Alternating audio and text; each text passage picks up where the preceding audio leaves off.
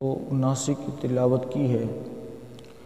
دعا ہے اللہ رب العالمین ہمیں اس آیت مبارکہ کا معنی مفہوم سمجھنے کی توفیق عطا فرمائے۔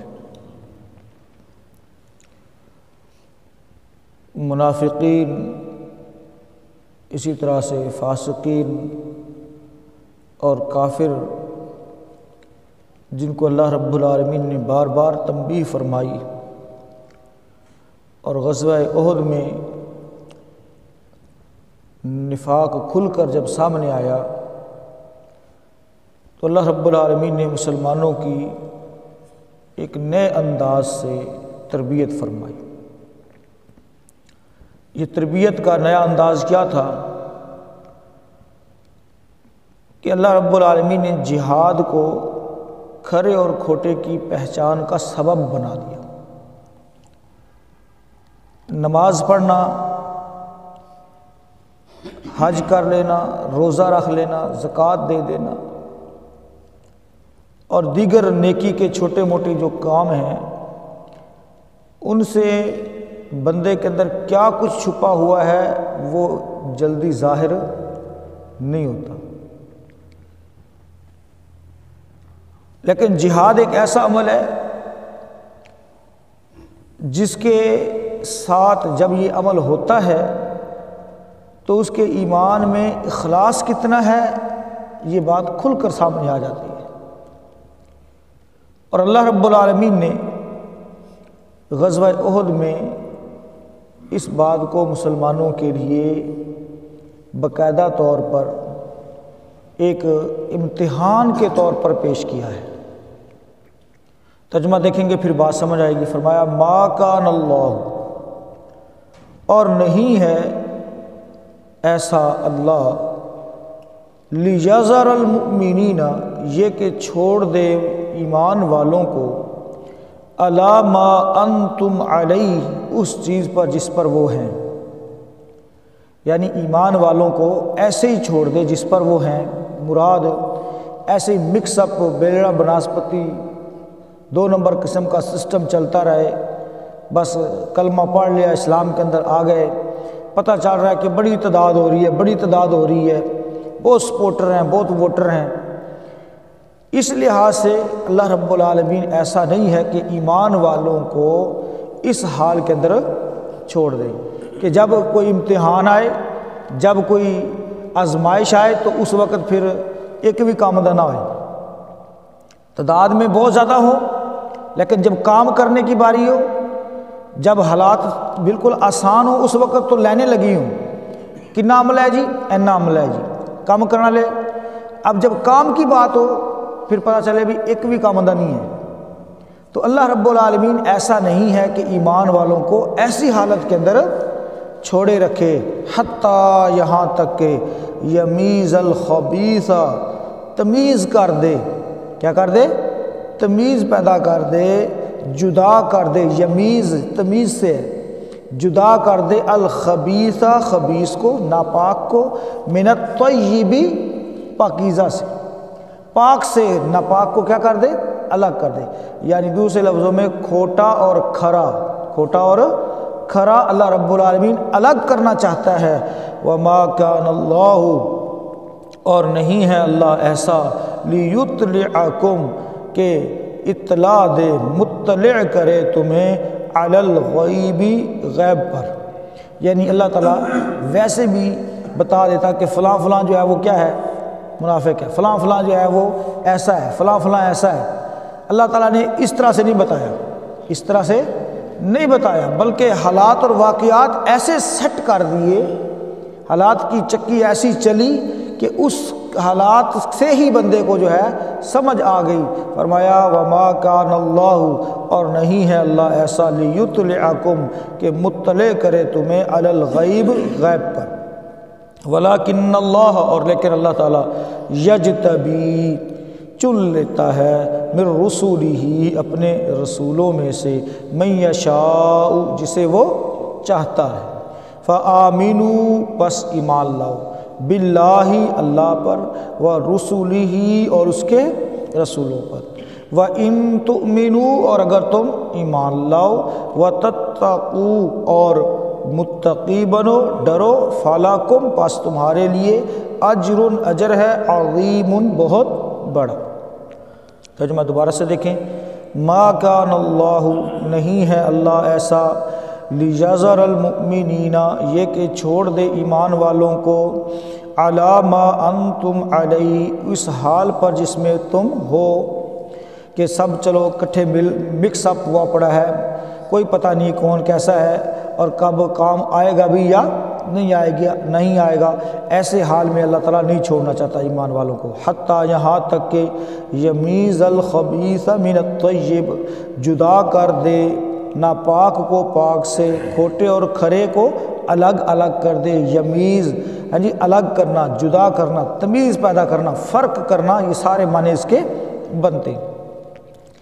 وما کان اللہ اور نہیں ہے اللہ ایسا، لیطلعکم علی الغیب کہ مطلع کرے تمہیں غیب پر، ولیکن اللہ اور لیکن اللہ یجتبی چن لیتا ہے من رسولہ اپنے رسولوں میں سے، من یشاء جسے وہ چاہتا ہے، یعنی آزمائش کے ذریعے اللہ تعالیٰ تمہیں آگاہ کرے گا، حالات تمہیں بتائیں گے کہ کون کس پلڑے میں ٹھہرتا ہے، اور پھر تمہیں سمجھ آ جائے گی کہ کون مخلص ہے اور کون منافق ہے۔ فآمنوا پس ایمان لاؤ باللہ اللہ پر، ورسولہ اور اس کے رسولوں پر، وإن تؤمنوا اور اگر تم ایمان لائے، وتتقوا اور متقی بنے، یعنی تم اگر ایمان لاؤ اور متقی بنو، پرہیزگار بنو، فلکم پس تمہارے لیے اجر عظیم بہت بڑا اجر ہے۔ محترم بھائیو، آج کا جو ہمارا سبق ہے اس میں جنگ احد میں کفر و نفاق، ایمان و اخلاص الگ ہو کر سامنے آ گئے، اور سب ہم اس بات کو اچھی طریقے سے سمجھتے ہیں، کیونکہ ایک تقریباً 3-4 رکوع جو ہے وہ اسی ٹاپک پر چل رہے ہیں۔ امام رازی علیہ رحمہ لکھتے ہیں قصہ احد میں کہ اس حادثے میں قتل و ہزیمت اور پھر اس کے بعد ابو سفیان کے چیلنج کے جواب میں مسلمانوں کا بالخصوص نکلنا، یہ سب ایسے واقعات ہیں جن سے کفر و نفاق اور ایمان و اخلاص الگ الگ ہو کر سامنے آ جاتے ہیں، اور مومن اور منافق میں امتیاز ہو گیا، چونکہ منافقین کا مومنوں کے ساتھ ملا جلا رہنا حکمت الہی کے خلاف تھا، اس لیے اللہ تعالیٰ نے یہ تمام واقعات رونما فرما دیے۔ اور آگے ہے کہ وما کان اللہ یطلعکم علی الغیب، اور نہیں ہے اللہ تعالیٰ ایسا کہ تمہیں غیب پر مطلع فرمائے۔ اس سے مراد کیا ہے کہ اللہ رب العالمین نے آزمائش کے ذریعے یہ سارے واقعات کیے۔ ہاں، جنگ سے پہلے بھی اللہ تعالیٰ بتا سکتا تھا، کیا کر سکتا تھا؟ جنگ سے پہلے بھی اللہ تعالیٰ مطلع کر سکتا تھا، بتا سکتا تھا، لیکن اس میں کچھ اور خرابیاں بھی ہو سکتی تھی۔ ہر بندہ یہ کہتا ہے کہ نہیں، میں تو انجدہ کوئی نہیں ہے، میں تو ایسا نہیں ہوں، لیکن اب چونکہ ان کا پریکٹیکل سامنے آ گیا ہے، نہیں سمجھے یہ بات کی، دلیل برہان کے ذریعے اللہ رب العالمین نے واضح کر دیا، تو یہ ہے اللہ رب العالمین کی حکمت کہ اللہ رب العالمین نے آزمائش کے ذریعے مخلص مومنوں اور منافقین کے حالات، ان کے ظاہر اور باطن کو کیا کر دیا؟ واضح کر دیا، ظاہر اور باطن کو واضح کر دیا۔ اور اللہ رب العالمین اگر چاہتا تو غیب کے ذریعے بھی بتا سکتا تھا، لیکن اللہ تعالیٰ نے فرمایا کہ نہیں، میں نے غیب کے ذریعے بتانا ہی نہیں ہے، تمہیں بتانا ہی نہیں ہے، تمہارے پاس کوئی غیب کا علم تو نہیں ہے جس سے تم یہ چیزیں تمہارے اوپر ظاہر ہو، تم جان سکو کہ کون مومن ہے کون منافق، اور نہ تم میں سے ہر کوئی غیب کی بات پر اطلاع ہر کسی کو دی جا سکتی ہے۔ ہاں، رسولوں کو غیب کی اطلاع دی جا سکتی ہے، لیکن وہ یاد رکھے کہ وہ غیب نہیں رہے گا جب اطلاع دے دی جائے گی، وہ غیب نہیں رہے گا جس کی اطلاع دی جائے گی، کیونکہ غیب کے خزانے کس کے پاس ہیں؟ اللہ کے پاس۔ بات سمجھ آ رہی ہے نا؟ اور جو چیز بتا دی جائے پھر وہ غیب نہیں رہتی، اور اللہ رب العالمین کی جو وحی ہے وہ صرف رسولوں پر آتی ہے اور کسی کے اوپر نہیں آتی۔ سمجھ آ رہی بات کی؟ تو اس لحاظ سے غیب، علم غیب جو ہے یہ خصائص باری تعالیٰ سے ہے، یہ خاصیت کس کی ہے؟ رب تعالیٰ کی ہے، اور اسی طرح سے انبیاء علیہم السلام کو وحی کے ذریعے جو کچھ دیا جاتا ہے، بتایا جاتا ہے، وہ وحی ہوتی ہے محترم بھائیو، وہ غیب نہیں رہتا، کیونکہ وہ بتا دیا جاتا ہے، وہ غیب نہیں رہتا۔ غیب وہ ہے جو از خود وہ جانتے ہوں، از خود تو وہ جانتے نہیں ہیں۔ اللہ رب العالمین نے فرمایا کہ میں خود چن لیتا ہوں جس کو چاہتا ہوں، اور اس تک خبر کوئی پہنچتی ہے، لیکن وہ کیا ہوتی ہے؟ وہی ہوتی ہے۔ سمجھ آ رہی بات کی؟ تو اس لحاظ سے جو اللہ کے خصائص ہیں، جو اللہ کی صفات ہیں، ان کو مخلوق کی صفات کے ساتھ شامل کرنا یا مخلوق کو اس کی صفات میں شامل کرنا، یہ محترم بھائیوں بہت بڑا جرم ہوگا، بہت بڑا ظلم ہوگا، اور یہی شرک ہے۔ یہی کیا ہے؟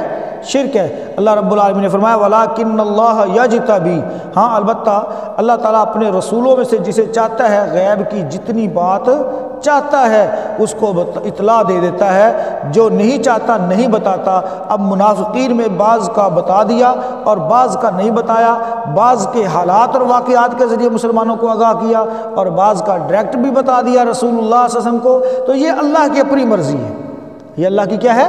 اپنی مرضی ہے۔ انبیاء کے پاس یہ صفت علم الغیب کی نہیں ہے، اس بات کو اچھے طریقے سے سمجھ لیجئے۔ آگے اللہ رب العالمین نے فرمایا فَآمِنُوا بِاللَّهِ وَرُسُولِهِ، مسلمانوں کا کام ہے جتنی بات انہیں بتا دی گئی، جو حکم ان کو دے دیا گیا، اس پر ایمان لانا، نہ اس کی تعویل کرنی ہے کیونکہ اللہ کی صفات ہے، نہ ان کی تعویل کرنی ہے۔ تعویل سے مطلب کیا ہے؟ کہ اس کو کسی اپنے طریقے سے اس کو بیان کرنا، ٹھیک ہے؟ تعویل کرنا مراد یہ ہے کہ علم غیب تو ہے، لیکن اللہ تعالیٰ نے اپنے انبیاء کو بھی دیا ہوا ہے، فلاں کو بھی دیا، فلاں کو بھی دیا، یہ اس طرح کی تعویل نہیں کرنی۔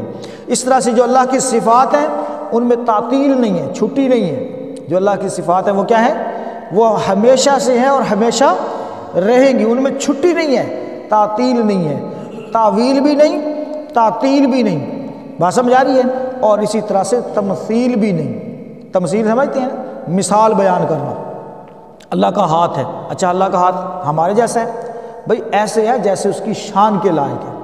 تمثیل بھی نہیں، بلا تشبیہ، تشبیہ بھی نہیں، سمجھ آگئی بات؟ مشابہت بھی نہیں، نہ تمثیل، نہ تعطیل، نہ جو ہے تشبیہ، اور نہ ہی تعویل۔ یہ چار چیزوں سے بچ کے ہم اللہ کی صفات کو مانیں گے، یہ ہے اصل ایمان لانا۔ یہ کیا ہے؟ اصل ایمان لانا۔ اور محترم بھائیوں بہت بڑے بڑے علماء، بہت بڑے بڑے دانشور وہ اس معاملے میں آ کر پھنس گئے کہ انہوں نے رب تعالیٰ کی جو صفات تھی نا، ان صفات کے اندر کہیں نہ کہیں تعویل کر چھوڑی، کہیں نہ کہیں تشبیہ دے چھوڑی۔ بات سمجھ آ رہی ہے نا؟ کہیں نہ کہیں ایسے پھنس گئے۔ تو یہ چار چیزیں یاد رکھے محترم بھائیوں، اہل سنت کے نزدیک ان چار چیزوں سے ہم نے بچنا ہے۔ کون کون سی چیزیں؟ تعویل نہیں ہے، تشبیہ نہیں دینی، اور تمثیل نہیں بیان کرنی، اور اس طرح سے ہاں جی تعطیل نہیں ہے، ٹھیک ہے؟ یعنی چھٹی۔ اللہ کی جو صفات ہیں وہ کیا ہے؟ ہمیشہ سے اور ہمیشہ رہے گی، یعنی وہ نہ اس کو اونگ آتی ہے نہ اس کو نیند آتی۔ سمجھ آ رہی بات کی؟ ہمارے تو حواس معطل ہو جاتے ہیں نا جب ہمیں نیند آتی ہے، جب ہمیں اونگ آتی ہے، ہمارا دیکھنا بند ہو جاتا ہے، ہمارا سننا بند ہو جاتا ہے، اور بہت ساری چیزیں جو ہیں وہ ہماری حرکتیں بند ہو جاتی ہیں۔